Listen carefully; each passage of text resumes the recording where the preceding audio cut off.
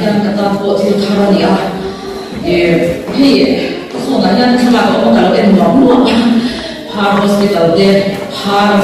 es ko ma ya Zing a hian atang te na mo soi ka le no so ma na in hi di bum me kha Phar hospital Phar e lai an ya zu ku yi ke pan pa alam ada ai lo ni mo kan fia anh em thì để sao anh em thì để nhiều con anh thì dùng cái tôi chụp vết đó anh cũng dùng vết một cái tôi cho đi ăn thì cái để sao nhá thì về nhà để anh em mình mình để sao cái cho cái hospital cho đi ăn thì để bác sĩ hospital cho mình cái gì đó thì hết lại mình Phar hospital cho đi ăn để bán cái đồ tốt là cái này anh em lên bác sĩ ăn thuốc chỉ là mình làm bài sáng luôn Dân chính tra là thay ra bung song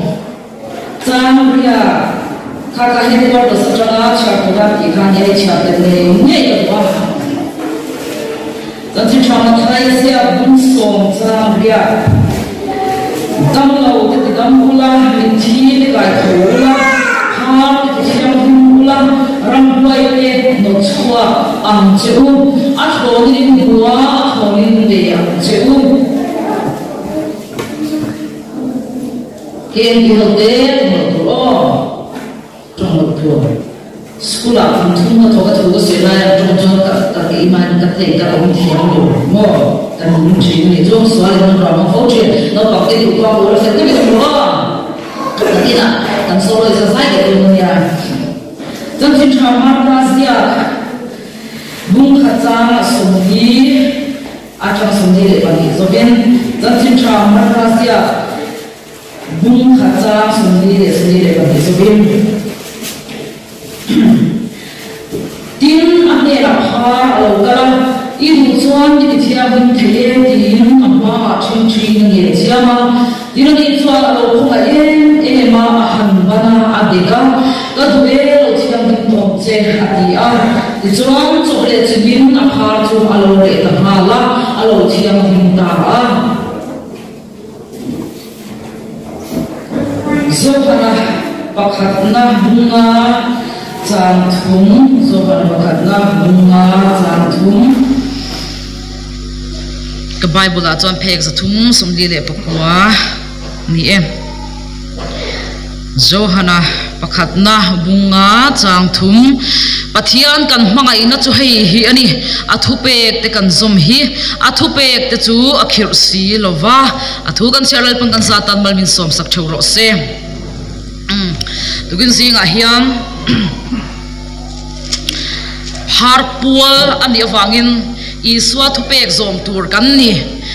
iswa thupek angin Phar te kan hmangai tur ani ti deuh topin thupui kha kan da ani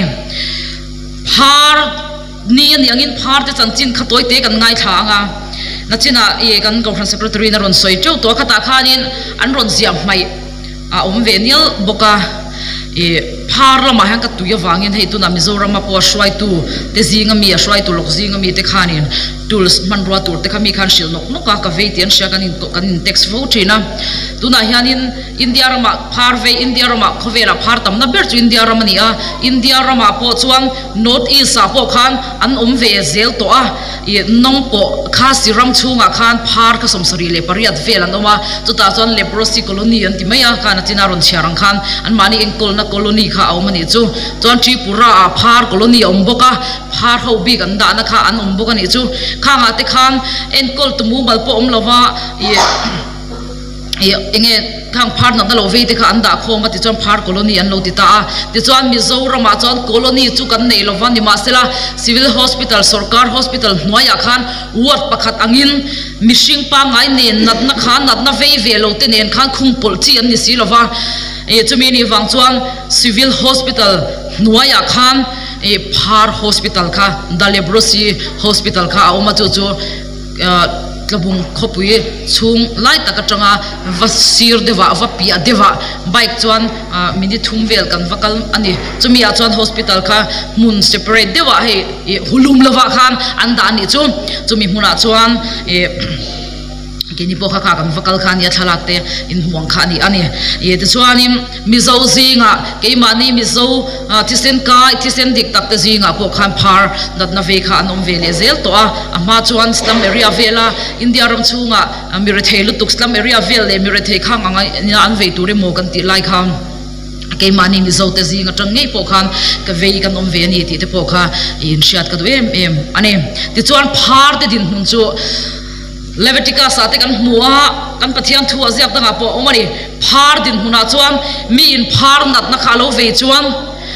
chu phar chu chung te zinga ta lak san tur ani a ti chuan kho chung anu ma thiang lova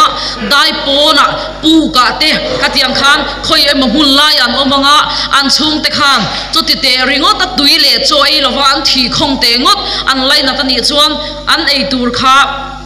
an vada anga chu po chu an chung te om lai khan an ron la tur ani lo top mai ni an kal sananga tian an khong rianga cho kan da e an tianga an cho da thom thu te an soya a ka cho kan da i nei tur kan da an tianga ti chor an kal liam ta mo tia khan chu phar chu atom na pu ka tang chuan a mai tuam vekin akut le ke cherin khatiang khan e aron chua kanga ala tur ani chu ben hara le khabu at po khan in lo hu to ka ringa ti chuan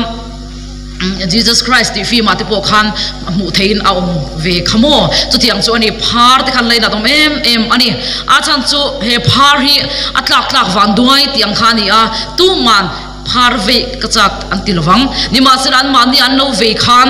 kha phar nat nai nan taksa ron lu khung khan hei khovel mi thiam doctor thiam te chuan phar nat na han zir chian na tang chuan phar nat na thoda na chu an shiat na thazam kha aron bitum chata shiat na thazam kha aron chiah a chu shiat na thazam I aron chiah da wang chuan an kut hmora te an ki hmora te aron chua khan an nerve kha lo cheta a ti chuan I kha an kut hmora emo an ki hmora emo kha phar nat na khami kha aron om khan an pain na khan shetamia lo ta ni pa berina lo ve khan ang pangai ngoi anu pui bula o mathiam to lo zuda dana ngat phei chuan khalai mun an loin an lo soi lang du lova an loin thubrua alo oman she chu khani chuan mi pui bulai lunga den lung tur ani top mai ne chu wang chuan khatiang phar symptoms ka ron lang chuaka an kut mora emo an ke mora moron om dek ani chuan pui thiam an vain en tira ani lo pon phar ani ti an han enge an test thei ve na sangin an han test a harani tian sia chuan dai pona anom na tur huna chuan an kal thin ane ti chuan an mangai ngoi an fa te an nu pui te khang cho po lo pe ma sela an pasal te po khan cho po lo pe ma sela kangai e mai chu thuveri ro iti ti riang an ti thiang reng lo an dang non na tur ta na tui strictly ei tur an ron da kha an kal liam nuwa an ka chau thin ane helai po hi true story based in ben harathon tu apo khan a omani tro angai ngoi mangai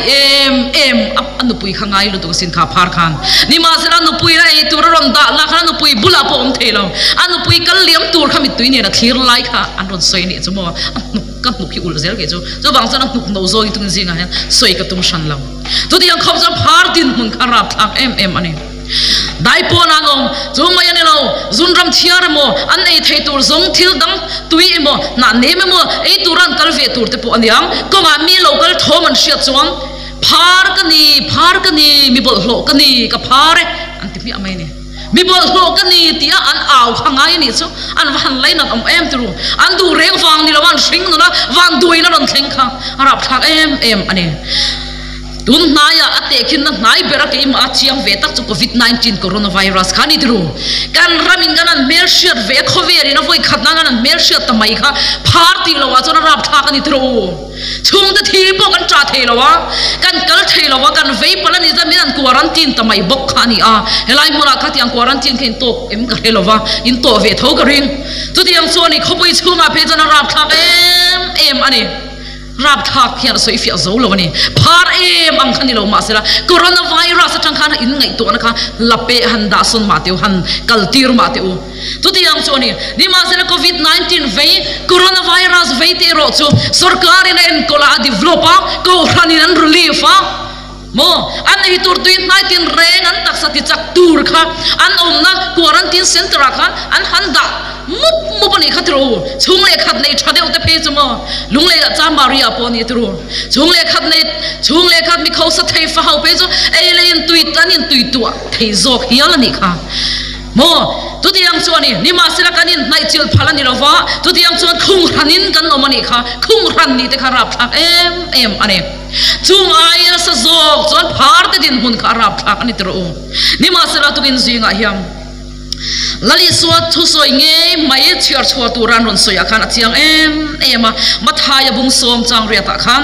phar te thiang lim ulati order thu pek ve kan hi dam lo te ti dam ula mi thi te kai thau ula phar te ti thiang lim ula ram huai te not chua ang che u ate full stop dota hiam athonin muwa athonin pe ang che u ate thu pek ani tok mai ne zumi ni wang chan zohara pakhat bunga chang thuma chuan pathian kan mangai na chu hei hi ne thu pek te kan zom hi ti voin ni yan phar te eng fangin nge kan mangai te ngotang ni kan ti ni theye ke mani yan zo da koi shro mani theye lal pa i zo thu pek ani tok mai ne helaya hian ka thin lung khoi em chu markaz ya khani ni jana ka chiar pon ka muka ul thei ni amole Galilee rambial chunga khan lali son ronga bol mupa dam lo te an dama mi delte an mi tavara ke bai te ke inan kalami thi te kai thova mo mei cheti pu te pon dam ni khatru dam lo tin reng nat da tur tin reng ten i son ne na ta dam nan mu thom kha phar khana lo sheve tlat mai ni chu ti chuan zuda dan a Rebek zuda dan poisa thei lovin dam ve achak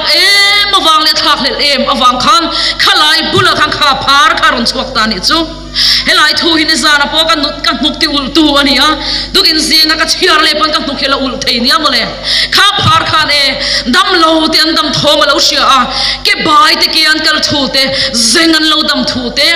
mi thial thole thu te mo atam lutuk lali suana dam lo ati dam te kha he khovela local chana ni tlat nun nei lo ten nun nei theina tur ta na local ani tlat van ro puina hli pa pangai na wanga khovela local i so hian atum le mission ber mai chu midang te tara nun plana midang te ne na mal so no thlen hian tlat ani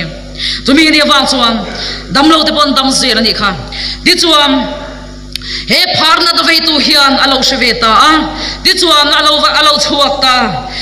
itu chuan min ti thiang rim thei ti in ma thing chi na ngen chiama ati ti chuan a dot le a hiam tin ani chuan alo khongai em ati lali suar khongai em te kan khongai ve tur hi ni ringot mai ni chu khongai na chu nge ka local masaka kan soito khongai na chu phulo te nan chan na hi ni kha phar kha zuda da ra chuan ti dam po thiang lo hi lam su tru mi poi zinga local po ka thiang nei nem nang ve khang zuda dani va poisa lo ve lungaten hlum ngal iduem kiang le ngal ro yom na pu ka poti sela chu achan vo ni chunga chan vo zonga zum chu hai lo kha phar na ve tu khang ni ma sela voi ni an nang le ke hian pharang tiat exodus akan mudro Israel fate Pathianni mosia kaltanga tui pui sena dai kai pui khan aral le lamon han thengta pathian chandam na ro pui takan chana wang kan lamu muban lim em ani tuda chan miriam ipol lam na sa em mosia farnu khamo ni ma sela mosia farnu miriam ilal pa fakal lam na sa em tharau mi kham aphar vesin aphar chan ka bible na soi khin lo ngai to angun ngayam I sik na le khak na ina akhata arona bula khat mosia kharel mosia ne na hlir hian enga tinge ani khian thu soi kan pathian hian lalpa hian enga tinge ani ne na hira in pon kan ne na ponga tinge in pon ve mai lo ati ni ju I sik na le khak na kha a ma aron a pharasin ngai to angun ngayam voi ni an nang le ke hian I sik na le khak na kan rong bol pui te po I sik na cha po na duam na khathin ring nun nei kan ni ni tru phar Miriam yang kan phar ve tai la inge kan danglam na chuangang le voi ni an mu thei phar oma thin lung phar po hi om nin ka thien ke ma lama I chuan chumi ni wang chuan Miriam I phar chan kha mo Bible chiang takin kan mu ti te po kan soitel do ni chu tugin zinga hiam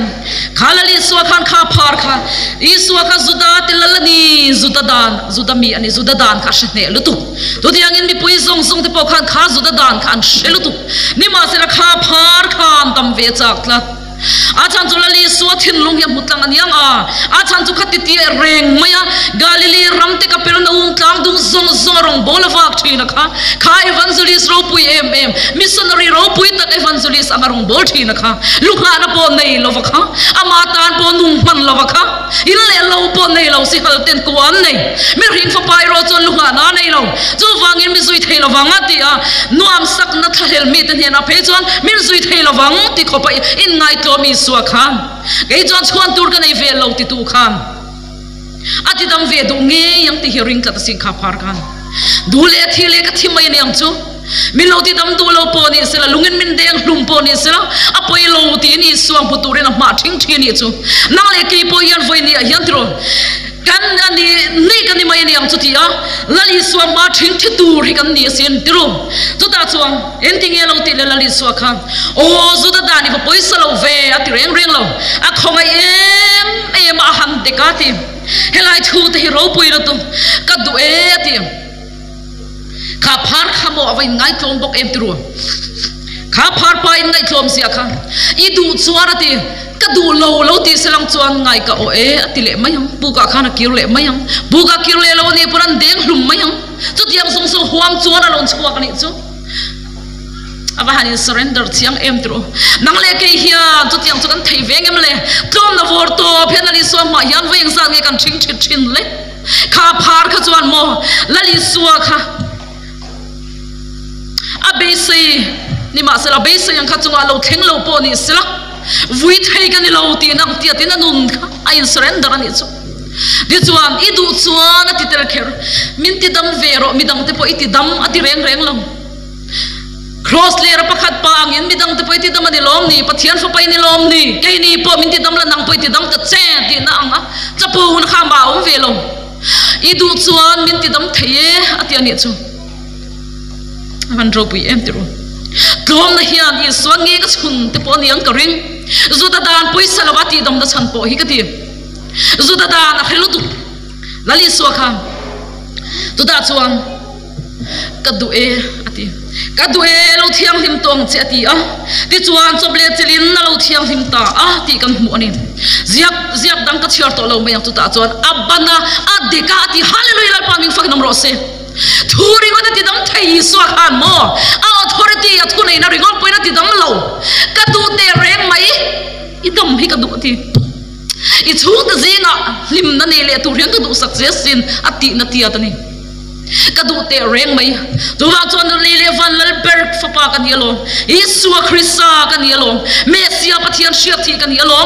ka thu in lo dam to ro tin a thu pek ringot po ti dam thei suwa khan mo ka du lo thiang him tong chati ban a de ka lo thiang him ta tia sin lal pa ming fakin om le ro se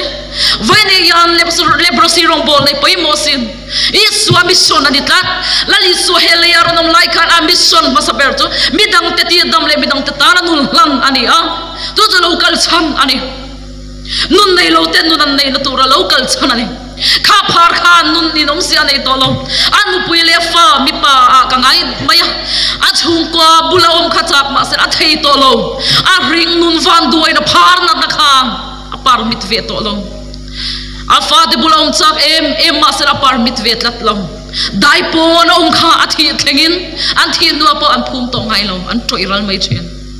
chu tiang dat na chuan atla buak ani tru kha phar kha ni ma sera thile thi dam le dam ti ni so ke bula khan ron thing thia di chuan ali suan nei du chuan min ti thiang lim theye ti ani chu dam nai ma po ka thiang lim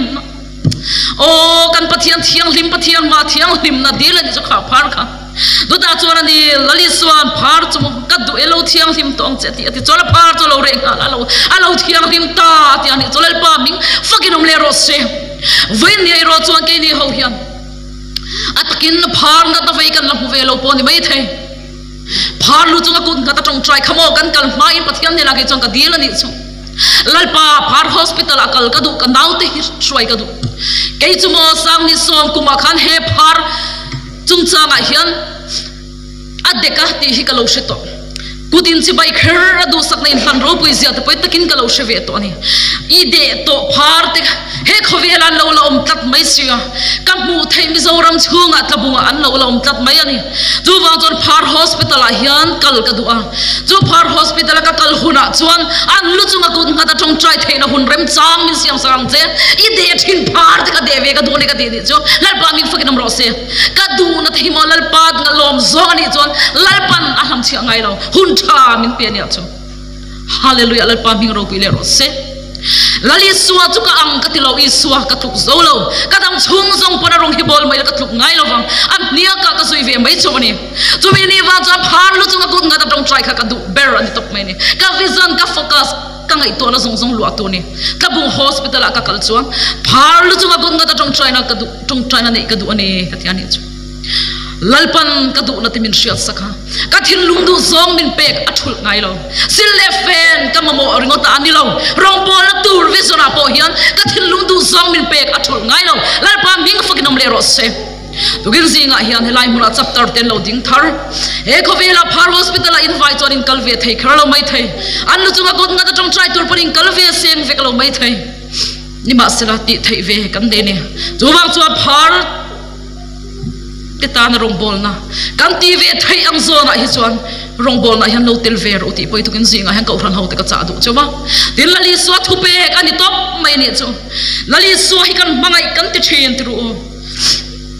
helai thu hi kan char le lokang e zo hana pakhat na bungli chang som papua le som ni le pakhat zovin ama in min mangai masaka wangin kan mangai ni mi in pathian ka mangai ti in u naw hosi sela ama chu da theini a u naw mu reng ma mangai lo chuan pathian hu ngai lo chu in tin nge mangai theyang ama ne na hemi thu pe ki kan nei ama ne na ta hemi thu pe ki kan nei tu poi pathian mangai chuan a u naw po mangai bok tu rani ti hi atang chiah khan pathian kan mangai na chu hei hi ani thu pe te kan zum hi a thu pe ka chu khir si lo wati lalpa ming fakinom le ro se vaine yan ali so kan mangai ti a thei paling ko chet khosak danglam vio lamani lo lalpa thu pe kan zum mai ama kan mangai na lam ti na choni chuwang chon phar ti thiang lim ulati phar ti thiang liman ronam theina turtan andam do yan siam chho sel na tan te an manen kol na tura kal zel theina turtan te hian I poisa tlem te cheng sani khatte cheng sani thum te khan phar te ti thiang divin anam theini ti hitun zinga hian in shiat ka du em ani tugin nakina hemi dot chia member adot le chia kha kan ho tu pa khana puang swal dewa cheng sang khata ngai to a cheng patron member kan ya patron member atanga adot le chia kan ni dong kan cheng sang khat pe ka ngai to a zanga kha ti te nguta ati swal pal kha kan soi fiang halani ka en reklo ka da sang top me ni chumi tam chon ka en reklo hian kan ni don ni ka ti ani chu tiang chon ke ma hian atlana em ani tugin zinga hian lali suwa mangai kan du thin pathian po mangai kan du thin nima sela kan unaw kan mu thei ring kan mangai lo chon min in tinge a mu lo pathian chon mangai theiang ni ti zo hanan chu wang chuan kan unaw de chu du tinge kan vela hian lali suwa mangai ta tamma ta kan om lali suwa khan riang vai le chan hai te musit ngai long ti dam ngai ati dam mai chan pui ngai ta chan pui thrin chu I suwa mission ani a local chan po ani van ro pui da zong kal sa he leya local chan po ani khovel mangai em a khovel ma wangan dam theina turin a local ani zoke ati zu wang chon phar ten lo thiang him ve theina tur tan te hian lali swa thu pe khamin pe a phar te thiang him ula ati a thonin pe ve ro ti asin lali swa thu pe ani top mai ni thil dang om lo ro ati vek mai ni chu hey Mother Teresa khan a chiang lutu Calcutta phar en kol na bun puya Mother Teresa ka phar alo buala ti puzarte han soichem tu ta chuan phar alo buala phar ku chum muat to mai ang ku lelam chum muat to mai ang ke tang lelam po kim to lo phar nat veidam chau mek to kap Mother Teresa khan alo bual fa ya ti bon ni lunga hiam tu ta chuan Mother Teresa chuan khang ang ho te nera en kol na akal pui thei chan an so na chu banga hian ama tong kam nge po khan lo tara tang ke ma poin ka zot ve at ya thi ma khan ani cholo zup kal khani am kita miyang thau khiani iswa thupe kan yawang ni iswa tan ka ti ani iswa ka mangai nalan tirnan phar ho hi ka mangai ani phar ho hi ka in kola ka bual fai the ani atiani chulal pa fakinam le rose iswa tan ka ti ani ti hi banga antar ani chuma iswa tan ka ti ani ati mother teresa kan phar te mo phar na ta ve te bual fai uluk tak le dua tak mai tela suta bual fai ka eng dang wang mai tilo tu tan ma tilo iswa tan ati ani ti hi asoi chen ani chu tuna thi nu apoti kham bangan na tar reng ani chu avaro pui em tugin zinga hian phar na ta veitem ti dam na te thiang lim na te en kol na te eile in te alom don ve theina tur tan te nang le ke ti ve thei kan nei tin da leprosi mission ina tum berto taksa riru kharau chon da ma hini a mizo mai nilo india ram chungar shivei mizo to tlem te ti tham lo in kan ve abak tu india ram chunga chon chu e khasia mongpo ate ni a chu tiang chon india ram khalaya papatna andhra pradesh kam hun pui berani te na china non soi to kha chu muna omsong song te chuan khan na nan ve na muna khan kha thin rik ani na muna khan en dong ani na muna khan isu hilal le chan dam tuan pom theina turatan thei to pin na athok mek ani nang le ke hian isu ke bula kan shoi ve thein om chun chu papatna andhra pradesh khan kan kalvek theilo khasirama po kan kalvek theilo tabung hospital kan thok vek theilo tripura po kan thok vek theilo Nimasra ti ve thei kam nei ani iswala le chandam tuan pom ve a wal thupuya ti thiang lim na fam kim ne ni swakia an mani bangai tu khoi em tu kianga anam ve thei na turatan hian I tong trai na le thil pe I paisa lo ting kho ma tangin dam na an chang thei ne ti kha war takin tukin zinga hian ka soi ani lali so mangai te mangai pui hi kan ti tur ani athu pe exam kha kan ti tur ani athu pe te chu akhir si lova athu kan soi zong song telal pan kan sa tan mal min som sak theu ro se pathian ma ku na tong trai na kan neyanga ti chuan te te I pathian fak na hla hlan turin kan som le anga ti chuan christian hlabu number za som thum le paruk na le kan ko sha kan inkhawm kai shwai tu kan team director ina athana kha avamak em Vanlalngheti chu khami hla kha paning kan thlangut meidon nia pathiam ma kun tong trai hallelujah hallelujah leile van le chungom zong song siam tulal pa iming ro pui fakinam le ro se tharau thiang lim chi bai kan buk le ache tugen zinga hianal pa I kaushan haute na tang zotuitlang baptist kaushan te himin van mangai em iten alom thu kan shirat se I mission I ve em I thin lung lu tu I soitel dam lo te ti dam ula mi thi te kai thawla phar te ti thiang himang chauti ai thupek chumi chulal pa ingai pui mo em ani ti thu tu ken zinga thara kan shiat le theina tura hun tha min siam saka wangin hen alom thu kan shirat se andu reng wang ni lo van toina to phar na ta ve te kham lalpa I thoman lo shiat kham mi pui zinga lungatil hlumpo tuar don po ni sila apoi lo eng pok huwa me ni kan ni maya niang chuti nang maron pantu ten hena khan lalpa kha phar ne na khan idu chuan min ti thiang lim thei ti tu ne na khan ka du e lo thiang lim tong sei ti ni kha aban ro pui em I khongai em mani ti thu kan hotel bok ani kha a phulo te ni khongai na kan chan hi ro pui thin hallelujah I ming ro pui fakinom le ro se kha phar khan khalaya nang lo biak te alam hoyai din po kha phu khel lawang zuda dan in phallo zuda dan noya charan chedong kani ka thiang hlim lowe ka bol hloe tiaw mai tur an ni a ni ma salal pa khongai thin tu kan pathian nang chuang